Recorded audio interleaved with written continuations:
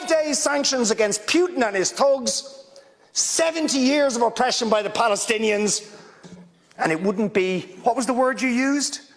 It wouldn't be helpful to impose sanctions.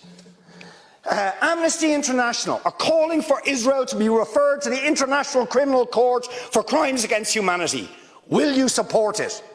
They are calling for targeted sanctions against Israeli officials who are perpetuating the system of apartheid, just exactly the same types of sanctions you've just initiated against Vladimir Putin. Will you support it?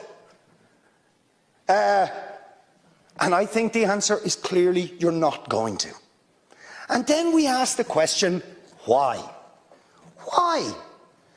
With such strength of feeling, Fine Gael and Fianna Fáil and Green TD stood up one after the other, saying it was intolerable, the thuggery and the warmongering and the brutality of Putin. You wouldn't stand for it. Urgent action had to be taken.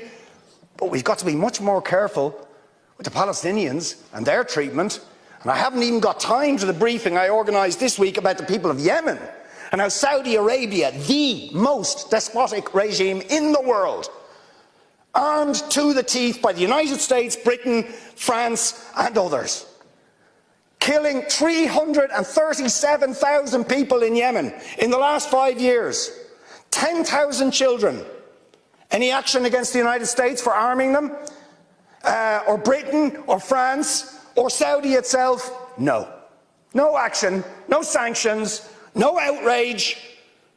Words of concern. We'll raise it. We'll raise it. We'll call on them to do things. Now you see, if you're going to have moral standards, those standards have to be consistent. Otherwise they are not standards at all, they are just cynicism.